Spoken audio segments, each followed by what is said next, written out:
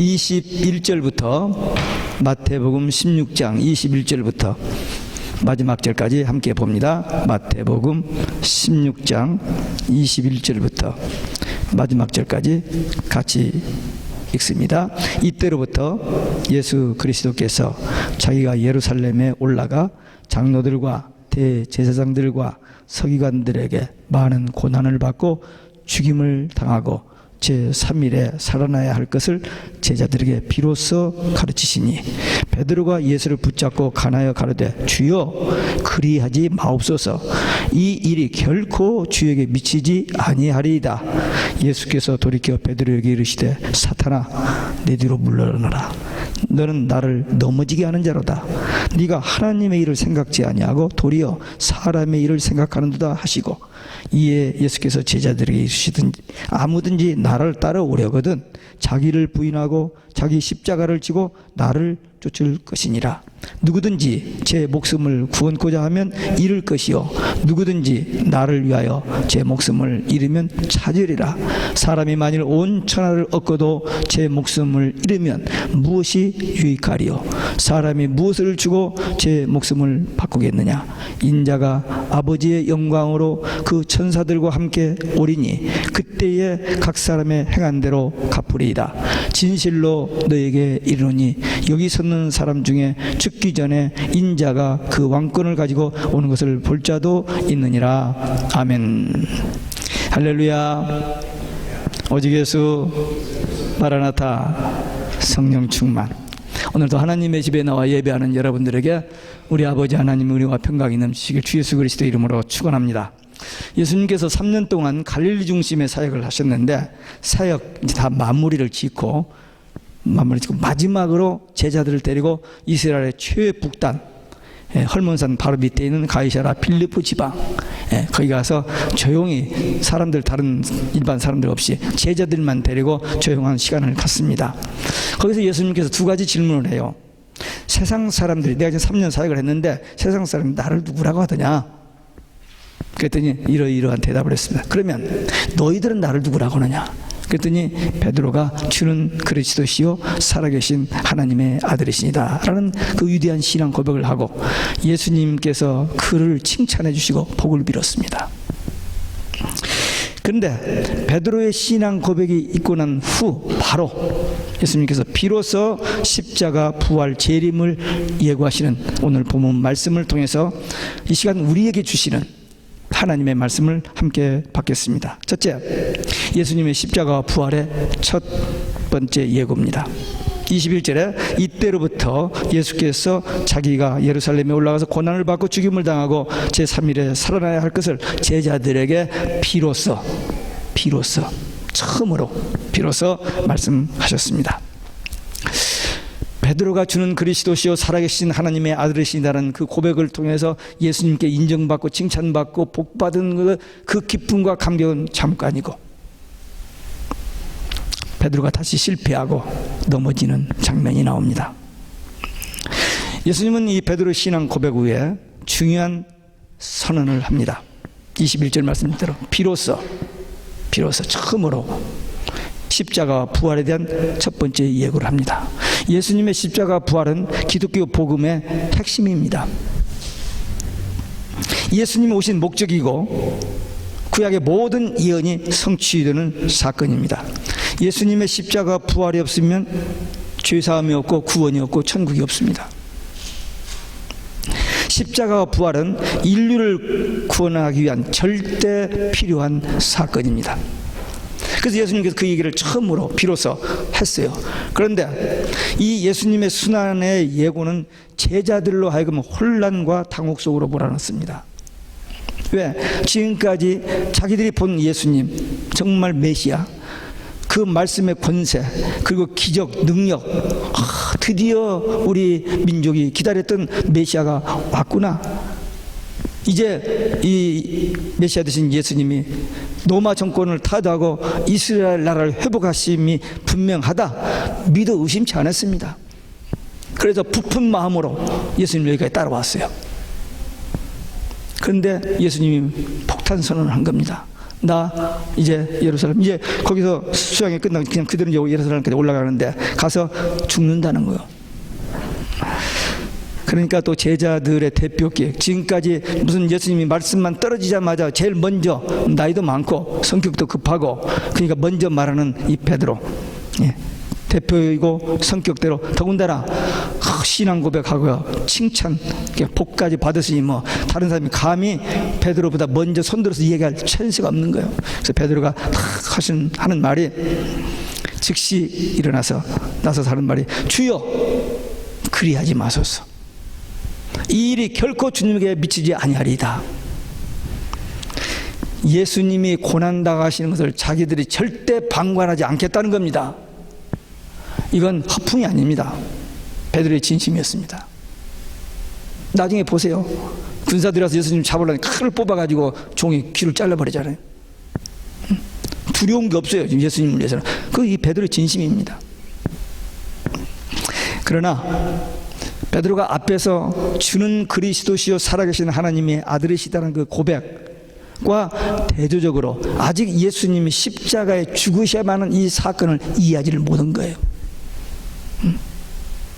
예수님이 십자가에 죽으셔야만 그 대속의 죽음으로 우리가 구원받고 그분이 메시아가 되고 부활의 영광이 있는 건데 그걸 이해를 못한 겁니다. 그래서 이런 실수를 하게 된 겁니다. 그래서 예수님께서 너무했지 않아요? 앞에서는 이걸 알게 것은 하나님이 너에게 알 것이다 하면서 그렇게 칭찬하고 축복하셨는데 사탄아 물러가라. 이건 너무 대조적이잖아요. 하늘까지 올라갔는데 그냥 땅이 넘어진 정도 아니죠. 그냥 폭삭 밑에까지 떨어져요. 천사장 루시퍼가 하나님을 찬양하는 찬양대장으로서 지휘자 아시죠? 그 영광, 저기다가 지가 그걸 받고 싶으니까 하다가 그냥 떨어져서 마귀가 되어버리잖아요. 지금 베드로 일생 중에 최고로 절정에 올라갔거든요. 근데 그 말 한마디로 그만 사탄아, 이게 가능합니까? 말 한마디, 그 말 한마디는 그 속에 있는 거 전부입니다. 결국 사람은 말은 자기 속에 있는 대로 하게 돼 있어요. 그러니까 베드로가 지금 열심히 주님을 따라다녔지만 그 모든 열심, 저기는 다 자기 아젠다, 자기 안에 있는 그 목표가 있었던 거예요. 예수님이나 하나님의 뜻과는 관계없이 그걸 몰랐으니까 이렇게 하는 것이 주님 잘 따르는 좋은 제자인 거 알고 그게 바른 신앙생활인 줄 알고 했던 겁니다. 몰라서. 그러니까 너무나도 어처구니 없는 일이 생긴 겁니다. 자기는 정말 예수님을 사랑하고 정말 예수님을 위해서 목숨이라도 던질 만한 그런 준비가 되어 있다고 생각하고 이렇게 말을 했는데 사탄아 물러가라. 이게 말이 됩니까? 여기 예수님께서 너는 나를 넘어지게 하는 자로다. 하나님의 일을 생각지 아니하고 사람의 일을 생각한다. 예수님을 지금까지 따라다니며 섬긴다고 했는데 예수님을 넘어지게 하는 자, 예수님을 반대하는 자, 예수님께 해를 끼치는 자, 그리고 하나님의 일은 저는 모르고 사람의 일만, 사람의 수준, 사람의 생각, 사람의 어떤 그 기준에서만 했다고 책망을 받고 있습니다. 예수님의 십자가 부활은 반드시 있어야 됩니다. 예수님이 십자가에 죽으시고 부활해야만 온 인류의 죄와 죽음과 마귀의 권세로부터 해방할 수 있기 때문에 그 일 때문에 예수님이 오셨어요. 그 일을 반드시 해야 하는데 그 일을 지금 어나운스 했는데 이걸 이해를 못하고는 안 됩니다. 그럴 수 없습니다 라고 하다가 이렇게 사탄아 물러가라는, 분명히 사탄이죠. 우리도 주의 일 한다고 막 열심히 했는데 결국 해놓고 보니까 그것이 하나님의 영광을 가리는 사탄의 앞집인 것을 해버린 일이 있을 수, 베드로가 그랬는데, 베드로가 그럴 수 있다는 사실입니다. 십자가가 없으면 부활이 없고 부활이 없으면 구원이 없고 구원이 없으면 천국이 없습니다. 그 예수님의 십자가는 반드시 있어야 돼. 죽으셔야만 하는 거예요. 그 일 때문에 오셨는데, 근데 베드로는 그걸 아직 이해를 못했던 거예요. 3년 훈련받고 신앙 고백까지는 좋았는데 아직 하나님의 일을 바로 알지 못하고 사람의 일로만 생각했어. 예수님의 사역을 방해하는, 넘어지게 하는 사탄의 되어버렸던 겁니다. 베드로가 이 정도라면 우리는 어떻게 될까요? 베드로라면. 그리고 이 지구상에 있는 수많은 성도들, 신앙 좋고 믿음 좋고 정말 대단한 목사님들, 여기 성경에 보면 선줄로 아는 자는 넘어질까 조심하라 했어요. 베드로가 여기까지 올라갔다 떨어지는 것 봐. 다윗 보세요. 다윗도 최고 절정에 올랐습니다. 모든 전쟁을 이기고 모든 주의 나라를 다 평정하고 정말 대왕이 됐을 때 그만 못 볼 것을 보고는 죄를 범하고 떨어져 버렸다. 근데 바로 회개하죠. 이 베드로도 이렇게 실패했고 나중에 마지막 그 가야바 법정에서 3번이나 모르는 거 부르네요 했는데 말씀이 생각나서 회개하며 통곡했기 때문에 나중에 주님이 찾아가서 3번 사랑의 고백을 듣고 성령 강림 후에 쓰임을 받았던 겁니다. 인간은 넘어집니다. 안 넘어질 사람이 없어요. 다 넘어집니다. 그러니까 선줄로 아는 자는 넘어질까 조심하라 그랬어요. 지금까지 우리 신앙생활 열심히 했어요. 근데 정말 우리가 하나님의 말씀, 하나님의 뜻, 하나님을 생각하고 신앙생활 했는지, 아니면 내 속에 내 목표, 내가 예수 믿음으로 잘 되고 건강하고 복받고 이것만. 거의 모든 사람이 그렇습니다. 그걸 나쁘다고만 할 수 없어요. 부족해서 그런 거니까. 그러나 오늘 이 베드로 사건을 통해서 우리가 정말 기억해야 할 것은, 베드로 같은 그 수준에 우리는 뭐 갈 수도 없지만 거기 안 간다. 거기 가도 이렇게 떨어지니까 거기 안 가더라도 한 가지 우리가 명심할 것이 있어요. 예수를 믿는다면, 예수님을 따르는 제자라면, 천국을 소망한다면 철저하게 내 생각, 사람의 생각, 육신의 생각, 세상의 생각, 이걸 내려놓아야 돼요. 내려놔요. 그러지 않고는 믿음이, 이게 속에 있으면 하나님의 뜻을 알 수가 없어요. 하나님의 계획, 하나님의 비밀을 깨달아 알 수가 없고 여기서 순종이 되지를 않아요. 결국 하나님과 원수되는 일을 하게 됩니다. 오늘 우리는 이 베드로의 실패를 거울 삼아서 이제부터 내 뜻, 내 마음, 내 생각, 내 욕심, 내 꿈대로 살지 않고 하나님의 말씀, 하나님의 뜻, 성령의 인도받아 사는 겸손하고 진실되고 충성된 하나님의 일꾼들 되시기를 주 예수 그리스도 이름으로 축원합니다. 두 번째, 예수님을 따르는 제자의 길입니다. 오늘 본문 말씀을 가지고 설교를 준비한다면 대개 이 부분, 제자의 도 나를 따르라. 나를 따르려면 자기를 부인하고 십자가를 지고 나를 쫓으라. 이 말 가지고 설교를 되게 할 수 있습니다. 근데 저는 27절 말씀 때문에 이 가운데 이 부분을 한 대지로 묶어버리고 앞에 십자가와 부활, 그 다음에 재림을 해서 3대지로 설교를 만든 겁니다. 이 두 번째 대지, 예수님을 따르는 제자의 길. 예수님께서 예수님의 그 고난의 길을 방관하지 않겠다고 하다가 이 책망하신 예수님께서 제자들이 바로 가야 할 길, 제자의 바른 도를 여기서 가르쳐 줍니다. 물론 앞에 마태복음 10장에서 처음에 예수님이 두 제자씩 짝지어서 전도를 내보낼 때 이와 거의 비슷한 말씀을 하셨어요. 근데 이 마지막에 다시 한번 이 말씀을 하시는 것은 그만큼 이 말씀은 중요한 말씀. 어떻게 보면 제자들의 유언에 가까운 말씀입니다. 예수님께서 제자의 기본 자세 3가지를 얘기했는데 이 3가지를 갖추면 제자가 되는 것이고 이 3가지를 갖추지 못하면 제자가 아니에요. 제자인 척하지만 아니에요. 하여튼 겉으로 꾸미는 것이 너무너무 많아요. 예수님 당시에 제사장들, 서기관들, 바리새인들 정말 경건하게 신앙생활 잘하는 사람들의 그런 부류에 속한 사람들입니다. 근데 예수님은 그들을 향해서 화 있을진저를 7번 얘기하고 독사의 자식들이라고 마귀의 자식들이라고 그냥 해버리잖아요. 마태복음 23장에서. 이 사건 좀 후회입니다.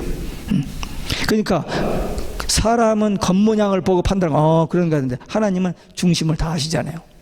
겉과 속이 다른 것을 알고 하나님은 무섭게 책망하시는 것입니다. 자기를 부인한다. 사람은 먼저 자신을 알아야 돼요. 우리가 어떤 존재입니까?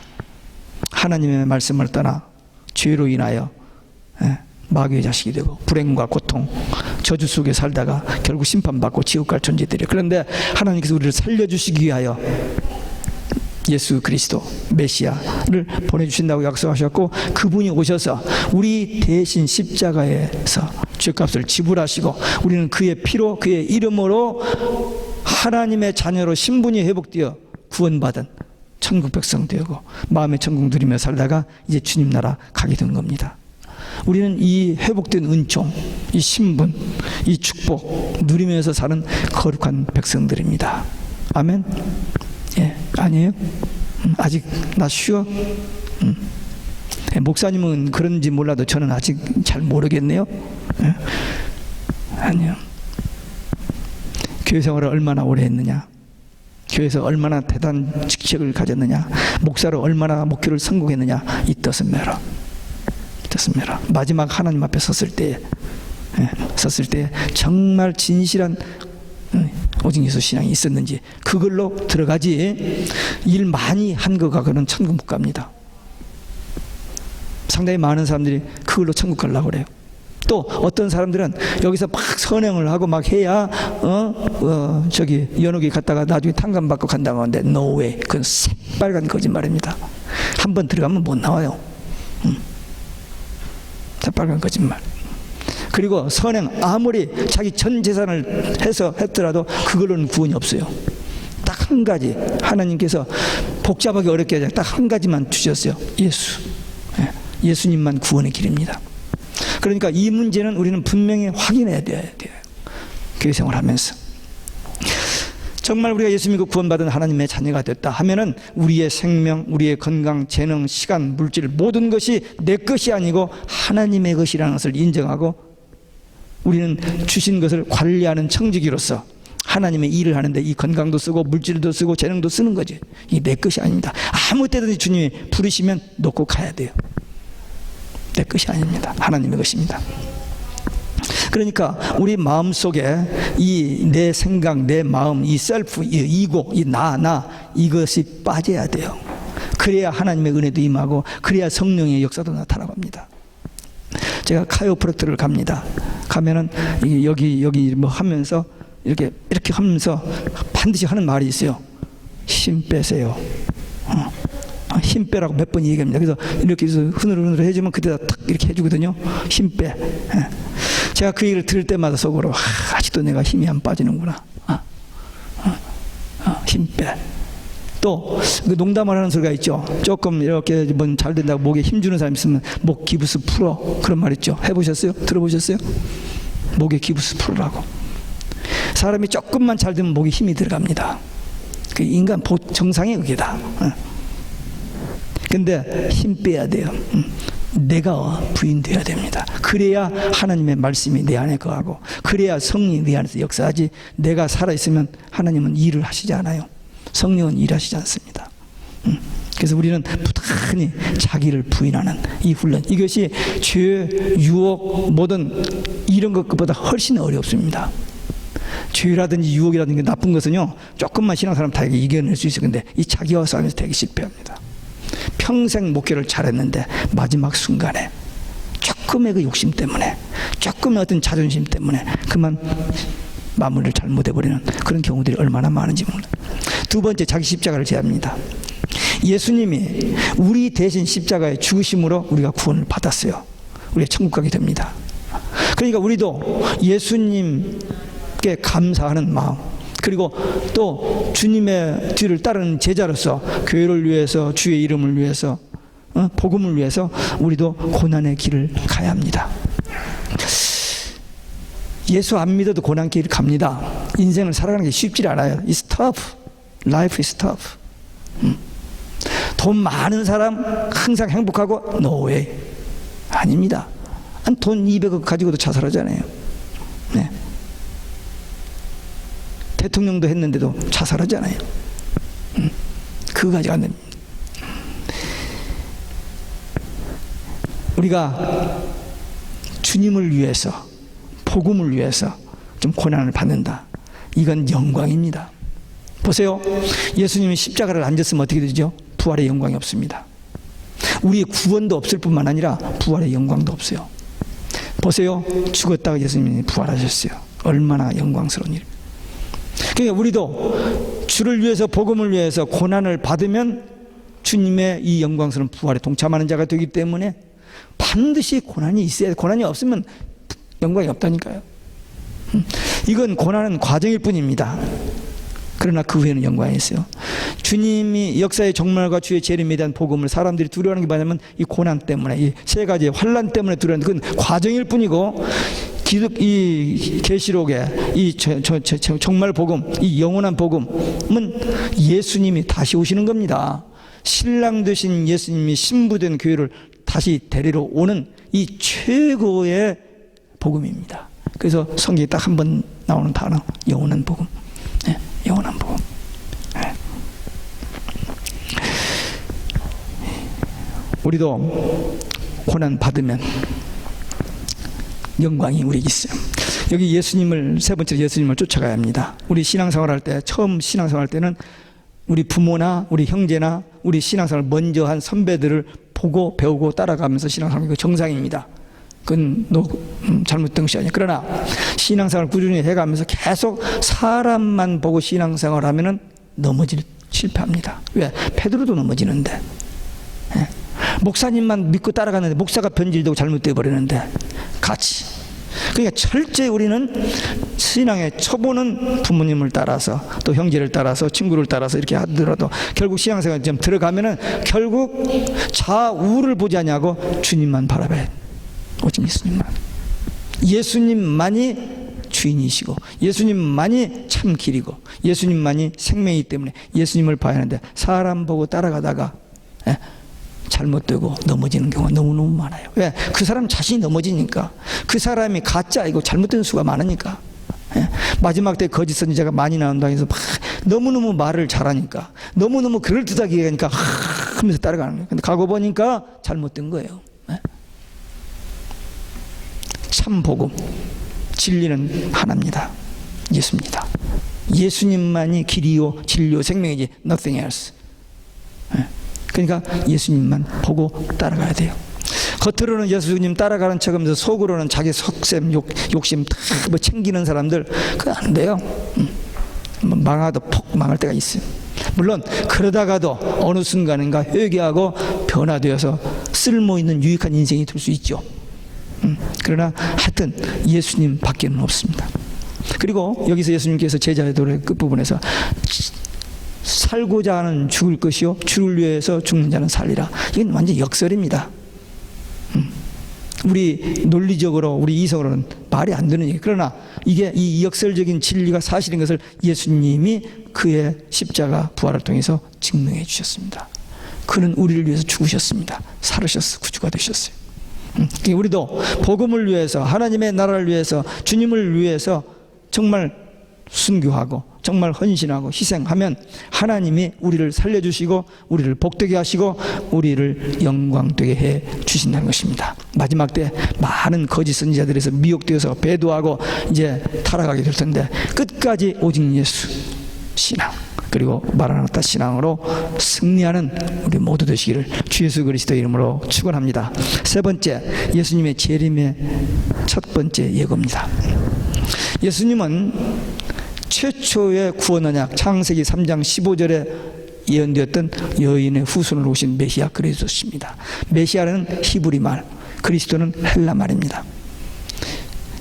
그래서 이 예수님이 오셔서 공생애를 시작하시면서 천국 복음을 전하셨고 제자들을 훈련하셨고 마지막 끝부분에 제자들의 신앙 고백을 들으신 다음에 비로소 21절에 비로소 처음으로 십자가 고난과 부활을 예고하셨습니다. 한 번 끝난 게 아니고 그 뒤에 17장 22절, 20장 18절, 26장 2절 세 번 더 예고를 합니다. 그런데 제자들은 전혀 이해를 못해요. 듣기는 들었는데, 네 번이나 들었는데도 불구하고 속에 딴 생각이 있으니까 이게 안 들어오는 거예요. 목사님, 아니 예수님이 하시고 그런가 보다 하고 지나가 버리지, 이 속에서 아멘이 안 되지는 거예요. 아까 얘기한 것처럼 절대 죽으시면 안 됩니다. 그걸 딱 가지고 있기 때문에. 예수님은 십자가 부활 사건이 일어나기 전에 이제 예루살렘 올라가서 십자가 부활 사건이 일어나는데 그 일이 일어나기 전에 십자가 부활 사건을 예고를 했습니다. 근데 제자들은 이해를 못해서 근데 그 예고를 하는 동시에 같은 장소 같은 시간에 2000년 후에 역사의 종말에 주님이 다시 오실 것에 대한 재림을 27절에서 예고하셨습니다. 저는 얼마 전 이 말씀을 새롭게 발견하고 얼마나 놀랐는지 몰라요. 저는 이제 관심이 항상 재림 쪽에 있으니까 재림이란 말이에요. 제가 작년에 우크라이나 선교 가기 전에 월요일부터 토요일까지 창세기 1장을 6번 설교하고 갔습니다. 갔다 와가지고 돌아와서 2장 1절부터 새벽 설교를 준비하는데 2장 1절에 천지와 만물을 다 이루시니라, 이 말을 딱 보는 순간 이 속에서 스크린이 지나가고 스캔이 되는 거예요. 성경 전체가 딱 되면서 다른 세 군데 성경 말씀이 떠올랐습니다. 요한복음 19장 30절, 십자가에서 다 이루었다, 구원의 완성. 계시록 16장 17절, 7번째 대접이 쏟아져서 이 천지가 다 무너져 버리는 그때 이루었다, 심판이 이루었다.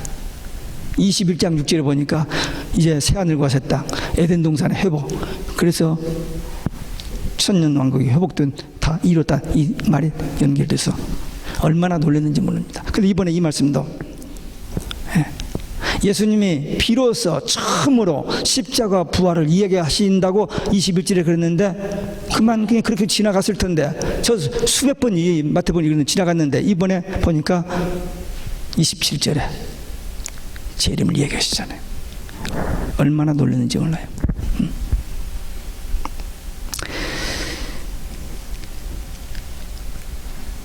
이 말씀 새롭게 발견했습니다. 예수님께서 재림을 하시는 것은 계시록에서나 좀 언급될 듯한데 십자가 부활을 처음 이야기하는 그 시간 그 장소에서 동시에 예고하셨다는 말.